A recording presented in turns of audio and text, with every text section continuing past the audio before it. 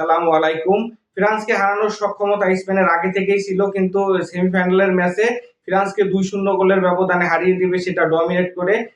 আমি তো এটা ভাবিনি। আমার মতো মনে হয়েছে যে অনেক ফুটবল প্রেমীরা কিন্তু এটা এক্সপেক্ট করেনি। ফ্রান্স যে কিন্তু একটা বাজে দিন গিয়েছে গতকালকে, এবং বাজে দিনটা এমন সময় গিয়েছে সেমিফাইনালে। এরপর আসলে ফ্রান্সের কিছুই করার নেই। ফ্রান্সের অ্যাটাককে ভাবাও ছিল তাদের ইতিহাসের অন্যতম সেরা অ্যাটাক, যেখানে দেমবেলে, এমবাপ্পে, মাইকেল অলিসেরা ছিলেন, কিন্তু তাদের কিন্তু ব্যাড ডে গিয়েছে গতকালকে। এবং সাথে কিন্তু তারা কিছু সহজ সুযোগও মিস করেছে। আহ, স্পেনকে ভাবা হচ্ছিল যে এই টুর্নামেন্টের সেরা ডিফেন্সিভ একটা দল। তাদের ডিফেন্স যথেষ্ট শক্তিশালী। এই ম্যাচে নামার আগে মাত্র একটা গোল তারা কনসিড করেছিল বেলজিয়ামের আগে কোয়ার্টার ফাইনালের ম্যাচে। তো তারা কোনোভাবে একটা গোল দিতে পারলে সেই গোলটাকে কিন্তু তারা পুঁজি করে জয়ের দিকে এগিয়ে যাবেন, এটাই কিন্তু ভাবা হচ্ছিল। ঠিক তেমনটাই ঘটেছে গতকালকের ম্যাচে। স্পেন কিন্তু ২০ মিনিটের সময় পেনাল্টি পেয়ে যায়, যে পেনাল্টিটা হচ্ছে লুকাস ডিগনের ভুলেই কিন্তু পেয়ে যায় স্পেন। বাঁ দিক থেকে কুকুরে কিন্তু একটা বল বাড়ায় ডি বক্সের ভিতরে, সেটা কিন্তু ডিগনে ইচ্ছা করলে ক্লিয়ার করতে পারতেন। প্রথমে মাথায় হেড দিয়ে, পরে কিন্তু পা দিয়ে ক্লিয়ার করতে যান, কিন্তু তার ভাবা উচিত ছিল। এখানে কিন্তু লামিন ইয়ামাল নামে একজন গতি তারকা রয়েছে। লামিন ইয়ামালের কিন্তু রান করে ভিতরে ঢুকতেছিলেন, ঠিক তখন কিন্তু এখানে পা দিয়ে ওই বলটাকে ক্লিয়ার করতে চান ডিগনে, সেটা কিন্তু ফাউল হয়। এবং রেফারি কিন্তু স্টেট পেনাল্টির বাঁশি বাজান। এখানে ডিগনের ওই হচ্ছে এর এত বছর ধরে ফুটবল খেলতেছেন, এইরকম একটা ভুল করে বসবেন, তার ভুলের কারণে কিন্তু খেসারত দিতে হলো ফ্রান্সকে। ওয়ারজাবাল কিন্তু এই টুর্নামেন্টে তার পঞ্চম গোল পেয়ে গেলেন। অসাধারণ একটা কিক মারেন ডান দিকে, যেখানে ফ্রান্সের গোলরক্ষক কিছুই করার ছিল না।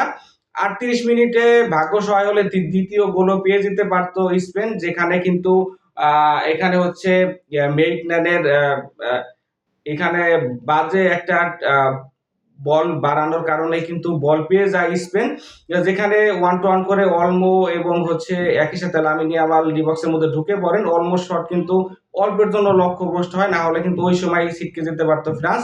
৪২ মিনিটে ম্যাচে ফেরার দুর্দান্ত সুযোগ পায় ফ্রান্সের এমবাপ্পে, যেখানে মাঝমাঠ থেকে কিন্তু এখানে বল পেয়ে যান না এমবাপ্পে ওই গোলটা আসলে হতেই পারতো। ওনাই সিমন কিন্তু এখানে দেয়াল হয়ে দাঁড়ান। ওনাই সিমন কিন্তু ডিবক্সের বাইরে এসে বলটাকে ক্লিয়ার করে দেন। এটা আসলে দুর্দান্ত গোলকিপিং এ আমার কাছে মনে হয়েছে। দারুণ সাহসিকতার পরিচয় দিয়েছেন তিনি। বিরতির পর কিন্তু এখানে ৫৮ মিনিটে দ্বিতীয় গোল পেয়ে যায় ফ্রান্স, যেখানে কিন্তু ডান দিক থেকে ডিবক্সের বাইরে এখানে হচ্ছে পেড্রো পোরো কিন্তু অলমোকে বল দেন। অলমো কিন্তু দারুণ একটা কাটব্যাক করেন। পেড্রো পোরো দুর্দান্ত দক্ষতায় কিন্তু দ্বিতীয় গোলটা দিয়েই দেন। এরপরে মনে হচ্ছিল যে তারপরও কামব্যাক করতে পারে ফ্রান্স, কারণ গত বছর গত ওয়ার্ল্ড কাপে কিন্তু আর্জেন্টিনার সাথে ২-০ গোলে পিছিয়ে থেকেও ৮০ মিনিটের পরে কামব্যাক করেছিল এমবাপ্পে, কিন্তু এটা আর সম্ভব হয়নি এই ম্যাচে।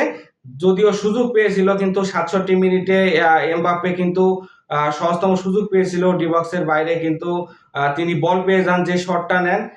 আসলে এমবাপ্পের যদি দিন হতো তাহলে কিন্তু গোল হতে পারতো, যদিও কুকুরে কিন্তু এখানে পা বাড়িয়ে দেন এবং তার পায়ে লেগেই কিন্তু গোল আসলে লক্ষ্যভ্রষ্ট হয়ে যায়। ৮০ মিনিটের সময় কিন্তু আরেকটা গোলের সুযোগ এখানে হচ্ছে নস্যাৎ করে দেন উনাই সিমি।